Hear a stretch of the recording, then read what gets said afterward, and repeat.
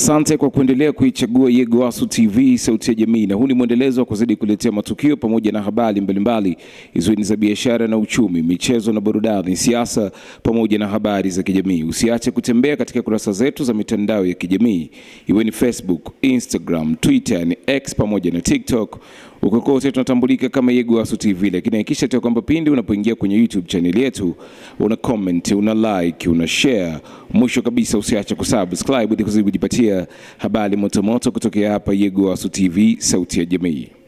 Jumamosi ya tarehe 10 ya mwezi wa kwanza mwaka 2026, mbunge wa jimbo la Musoma mjini Mheshimiwa Mgore Miraji Kigera aliendelea na ziara ya kusikiliza kero na changamoto zinazoendelea kuwakumba wavuvi na wachuuzi wa samaki katika mwaro uliopo maeneo ya Makoko, manispaa ya Musoma.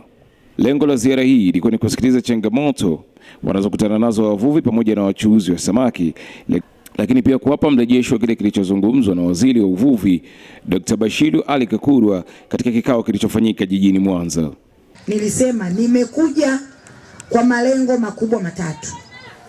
Lengo la kwanza kabisa ni kujua changamoto ambazo mnazipata katika mwalo huu, ambazo changamoto hizo katika watu 13 changamoto zipo 10. Elisha ametaka kujua aliyosema kwa waziri, babangu mwingine katoa ushauri, na mwisho pia kuna mtu ametoa ushauri. Kwa hiyo watu 10 wametoa kero na changamoto. Kwa hiyo dhamira iliyonileta ya kwanza ndio ilikuwa hiyo, na niliongea kabla. Dhamira ya pili, nimewaambia kwamba serikali kwa kuwatambua wananchi wake, kwa kuthamini sekta ya uvuvi, inahitaji kufanya maboresho katika mwaro huu ili uwe mwaro wa kisasa. Na katika ilani yetu ya uchaguzi 25-30 imeonyesha kuja kuboresha na kujenga miaro mipya katika manispaa ya Musoma. Na mwaro wa kwanza ambao umekuwa identified ni mwaro wa Makoko. Na kabla ya serikali kuleta fedha hapa, mimi kama mbunge kwa kulitambua hilo, ndio maana nikasema nije ili kuja kuambia tunatarajia kuweka miundombinu. Na nimeongea nikasema barabara ya kutoka roundabout kufika hapa sio rafiki. Hilo nimeliongea kabla. Nimeongelea swala la choo, nikasema hapa hakuna vyoo, na nikaongelea swala la kuwa na sehemu za mamalishe na babalishe. Nadhani niliongea kabla. Kwa hiyo hiyo ndio ilikuwa dhamira ya pili ya kuja hapa. Na dhamira ya tatu ni kuambia kuhusiana sasa na tamko la serikali kupitia Wizara ya Mifugo na Uvuvi. Tukiwa katika kikao hicho, Mheshimiwa Waziri aliongelea dhamira ya dhati ya Mheshimiwa Rais ya kuwathamini wavuvi hasa wa kanda ya Ziwa. Na mimi kwa kuwa katika manispaa ya Musoma sisi tunategemea sana ziwa hili, nilikuwa mdau katika kikao hicho. Na katika kikao hicho alitusisitiza tuhakikishe tunatatua changamoto za wavuvi. Hayo ndio aliyoyaongea, na mimi nimekuja hapa kama mwakilishi wenu kuchukua ya kwenu, kuwapa ya kwangu, na tupate way forward ya nini tukifanye kwenye mwaro huu. Kwa hiyo kabla ya kuwajibu sasa haya, nimetaka nikueleweshe kakaangu Elisha.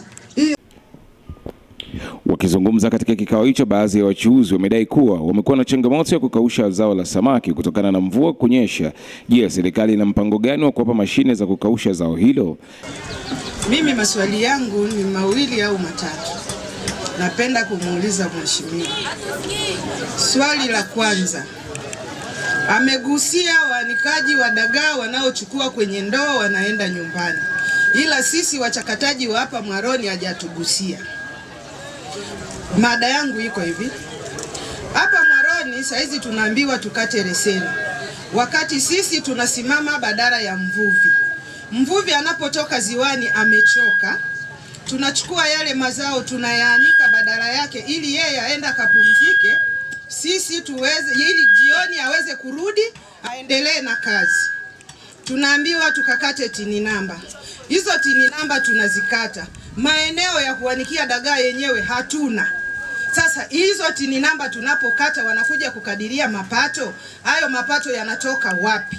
Hicho mlichokiongelea, tulisikia tetesi kwamba makokoro haya ya Japani hamtaki yatumike, wakati nyinyi mnashindwa kudhibiti viwanda vinavyoingiza ile mali Tanzania, sababu zile mali zinaingia kwa mapato. Serikali inapata mapato. Ndani ya hayo mapato bado mnakuja kutuvuruga sisi huku ziwani kwamba sisi ndo tuharibu pesa ambazo tumenunulia hayo makokoro tuchome yasifanye kazi. Mnaonea wananchi. Mnatakiwa nyinyi mdhibiti viwanda na maduka yanayoingiza ile mizigo. Mkishadhibiti kule, nadhani mvuvi hawezi kupata kitu kama kile. Jambo langu la tatu, tunaomba mtutafutie maeneo tengefu kwa ajili ya kuanika dagaa tunazonunua hapa ziwani. Maeneo yaliyobaki kwanza ni machache, japo tunalipia pesa. Mtakapotoa maeneo, nadhani hata nyinyi serikali kipato chenu mnakipata kupitia mwaro wa Makoko. Hiyo barabara ni mbovu, magari yanaingia hapa kwa shida. Serikali mnabaki kusema barabara ni la misheni. Misheni haina barabara, barabara ni mali ya serikali. Tunavyoongea hakuna mtu anaelewa kwamba umeanzaje, unaendaje, ukusanyaji wa mapato ukoje, yanaenda wapi, umeona? Kwa sababu pesa inakusanywa hapa. Wauzaji wa dawa za UTI wanachekelea. Swala la afya hapa ni zero. Ukiangalia ile choo sasa hivi, ukienda kwenye ile choo ya ziwani, huwezi tamani hata kuchuchumaa kwa mtu anayejali ya afya. Kwa hiyo sasa tunapokuwa tunahitaji vitu vikubwa kama mashine za kukausha dagaa, wakati huku hatujajua afya zetu zikoje, bado tuna kazi ngumu. Kwanza mimi namshukuru huyu mbunge leo amekuja mapema sana. Kuna watu huwa tunawachagua, anaenda akiondoka, akishapewa kula akiondoka, anarudi tena kuja kuomba kula. Mimi huyu nimeshangaa kumuona hapa sasa hivi. Kwa hiyo Mheshimiwa mbunge, kinachotakiwa cha kwanza kabisa, uongozi wa huu mwaro ufuatiliwe. Sisi hapa tunavyonunua kidishi kimoja tuna ushuru shilingi 500. Hivi jamani, tutafika sisi wakina mama? Kwa maana hiyo saa nyingine tunanunua ni mboga, lakini hapo tunadaiwa ushuru wa 500. Mimi nina kero. Mimi ni mchuuzi wa mwaro wa Makoko, wale machinga wadogo wadogo. Serikali iliyopita iliweka kwamba wale machinga wadogo wenye mitaji midogo wawe wanalipa shilingi 20,000. Leo hii watu wanaambiwa wakati maleseni. Leseni yenyewe ni bei kubwa na TIN number. TIN number wakati mtu ana mtaji wa shilingi 50,000 anakuwa TIN namba gani? Naomba mbunge hilo irudi ile sheria ya zamani, uongozi uliokuwepo uliokuwa unasaidia wananchi wanyonge kwamba walipe 20,000 waendelee kufanya biashara zao ndogo ndogo. Sasa hivi wafanya biashara wadogo wanabanwa, wanachukuliwa mali zao. Naomba hiyo kuwakilisha neno hilo. Niko hapa kwa ajili ya kuelezea kidogo kwenye baadhi ya tozo ambazo zimekuwa zikitozwa, ambazo ni kwa mujibu wa sheria kuu ya uvuvi, lakini pia na sheria ndogo za halmashauri. Tuna tozo namba 1 ni tozo ya leseni. Leseni zilizopo ni kuna leseni aina 2. Leseni ya vyombo vya uvuvi, lakini pia leseni ya ukusanyaji. Kwenye leseni ya vyombo vya uvuvi ipo katika mgawanyo wake. Kwa maana ya kwamba kuna wale wahusika wanaoenda kuvua ambao ni wavuvi, kuna mmiliki, lakini kuna chombo chenyewe. Vyote hivyo kwa mujibu wa sheria kinapaswa kuwa na leseni. Kuna leseni za uvuvi wa samaki wakubwa ambao ni ndoano, kuna uvuvi wa dagaa. Uvuvi wa leseni za samaki wakubwa ambao tuseme ndoano, makila ni shilingi 110,000. Hiyo tunajumuisha vitu vitano: chombo, wavuvi 3, lakini pia mmiliki. Jumla vinakuwa 5. Hiyo ni kwa mwaka, kwa maana ya kwamba tunaangalia kalenda hii kuanzia tarehe 1 mwezi wa kwanza mpaka tarehe 31 mwezi wa 12. Sasa katika rate hizo kwa kisheria tunatakiwa tutoe kila kichwa ni shilingi dola 10. Sasa kwa mujibu wa baraza la madiwani wanageuza zile dola kuwa shilingi. Sasa wameamua kwa shilingi 2,200 kwa dola moja. Ukizidisha kwa dola 10 inakuwa shilingi 22,000. 22 zidisha kwa 5 unapata 1,110,000. Tunakuja kwenye leseni za dagaa. Leseni za dagaa inaongezeka mtu mmoja, wavuvi wanaenda 4, ambapo sasa wanakuwa jumla 6, miliki chombo pamoja na au wavuvi.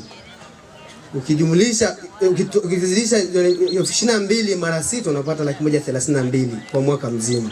Unakuja kwenye leseni za ukusanyaji.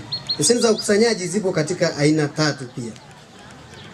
Mmoja akiwa ni shilingi 22, ambapo sasa ni mmoja au wadishi au wanaopanga sokoni au wadagao, kila mmoja anatakiwa kuwa na leseni ya shilingi 22 kwa mwaka. Tunakuja wale wengine ambao wanauza samaki, mfano wale soko kwa na meza kabisa na zile za kuuzia shilingi 44. Tunaangalia anayehusika hasa kwenye mazao ya uvuvi. Yeyote yule, hata bodaboda anayebeba samaki anapaswa kuwa na leseni. Ndio maana tunaangalia mzigo alionao, je, amehusisha mnyororo watu wangapi? Ndio maana tuna 22,000, 44,000 na 66,000. Tusikilizane wapendwa. Najua kila mmoja ana imani yake, si ndio? Toka ndani ya moyo wako na imani yako. Anachosema mbunge kama ndo hivyo hawezi kukutaji, sawa? Lakini sisi wengine huwa ni waongo. Anakata nusu na nusu na kengine anasindikiza kidogo kidogo. Mheshimiwa mbunge, huyo tutamtoza. Lakini ndani ya moyo wako na Mungu wako, kila mtu ana imani yake. Ukija na hicho ambacho kiko kidogo kwa mbele ya Mwenyezi Mungu, sidhani kama kuna mtu anachajiwa, ila tu hiyo ambayo ameisema. Lakini pia Mheshimiwa mbunge, samahani, tukienda kwenye haki bin haki, huyu mama ambaye anajishughulisha na mazao ya uvuvi anatakiwa alipie leseni ya shilingi 22,000 kwa mwaka, lakini hatujawahi kuwasemesha. Lakini pia kisheria, kwa sababu unafanya biashara, ulitakiwa pia ulipie leseni, lakini hawajawahi kusemeshwa. Kwa hiyo tuwaambie tu kwamba wao wanatutafsiri sisi vibaya. Sisi hatuna ubaya, tunatekeleza, na pia tunawateteaga pia. Tunawaambia waanze kwanza na hii 500. Kadri anavyoendelea kukua, kwa sababu ni ushuru wa kila siku wa halmashauri kulingana na sheria ya halmashauri. Huko mbele yeye mwenyewe na Mungu wake akiona amesimama anapaswa alipe. Ila msinichukue kwenye wavuvi. Mama zangu wapenzi, baba zangu, kaka zangu, wadogo zangu, lazima mjue nyinyi ndio mna thamani kuliko chochote katika nchi hii. Mkimuona mwenyekiti wa BMU ama hiyo kamati ya BMU ina changamoto, semeni, msimuone haya. Hata huyu hapa kama ana changamoto mseme, na leo hii tunatoa maelekezo, kama ni uongozi kubadilisha ubadilisho. Sisi tunataka wananchi mfanye kazi zenu vizuri. Mseme. Tumeelewana? Sio mnakaa mnaficha mnafunika moto na kanga, mwisho nyumba inalipuka. Sisi tunataka kila mtu awe na uchumi wake. Tunataka tupunguze umaskini katika jimbo la Msoma mjini, kama sio kuumaliza kabisa. Lakini kwenye kuanika dagaa, kusema tutengeneze namna nzuri, mvua ikinyesha dagaa zisiharibike, hilo naomba niwe mkweli na msema kweli, ni mpenzi wa Mungu. Kusema nitengeneze sijui sehemu ya kimvuli kuanika dagaa watu wote, hapana. Ndio maana ninafanya efforts kubwa nikishirikiana na viongozi wangu wa juu wa serikali kuhakikisha tulete hapa mashine ya dagaa ya kukaushia, ila kwenye kimvuli. Kwa kuwa mimi mbunge wenu nimeomba ridhaa kwa maslahi mapana ya nyinyi, na nyinyi ndio mlinipa kura nyingi za kutosha, nitahakikisha napambana na kuja kujenga kimvuli hapa. Hii inawathamini sana, inawapenda mno, na ndiyo maana mmeona idara ya uvuvi inaendelea kuimarishwa, na kwa sababu serikali ya awamu ya 6 kwa muhula huu wa pili imewathamini, ndiyo maana inakuja kujenga mwaro wa Makoko uwe wa kisasa. Ndiyo maana serikali ya Daktari Samia Suluhu Hassan, usiangalie tu kitambulisho cha machinga, angalia ni fursa ngapi zimetoka kwa machinga. Mikopo ya jasiriamali wadogo imetoka sana kipindi hiki. mikopo ya akina mama. Akina mama tena hapa nataka niongee na nyinyi, wape hii fursa. Kumekuwa na changamoto ya kutokupata mikopo ya 10%, kwa sababu watu wanaunda vikundi, kumbe vile vikundi ni hewa. Mkurugenzi akipelekewa kikundi hawezi kujua hiki kikundi ni hewa ama sio hewa. Yeye anaidhinisha hela, kumbe hela haziwafikii walengwa. Kwa kulitambua hilo, Mheshimiwa Rais ndio amekuja na bilioni 200 ya kuwawezesha wajasiriamali. Mnachotakiwa niwaambie, wajasiriamali wadogo wadogo mko chini ya umoja wa machinga mkoa wa Mara. Wa Msoma mjini mko chini ya Msoma mjini. Ambaye ana uhitaji nitampa namba ya mwenyekiti wa machinga wa Msoma mjini. Mwende mkajisajili pale, mpate vitambulisho vya wajasiriamali wadogo wadogo ili muweze kunufaika na hiyo mikopo. Hizo hela ziko nje pale ni NMB benki. Kikubwa ni uaminifu. Ukikopa urejeshe. Mwende mkope pesa. Muachane na wewe na kausha damu kama alivyosema kijakazi hapa dadangu. Kwenda kwenye wewe na kausha damu tunataka wenyewe. Fursa zipo, mnaogopa kuzikimbilia. Zile hela sio za mtu. Hii ni Egowasu TV, sauti ya jamii. Asante kwa kuendelea kuichagua na kuzidi kujipatia habari moto kutokea hapa Izuini za biashara na uchumi, michezo na burudani, siasa pamoja na habari za kijamii. Usiache kutembea katika kurasa zetu zote za mitandao ya kijamii, iwe ni Facebook, Instagram, Twitter, na X pamoja na TikTok. Uko kote tunatambulika kama Egowasu TV, lakini hakikisha tu unapoingia kwenye YouTube channel yetu una comment, una like, una share. Mwisho kabisa usiache kusubscribe ili kuzidi kujipatia habari moto kutokea hapa Egowasu TV, sauti ya jamii. Chumba cha habari ni Dakawa John.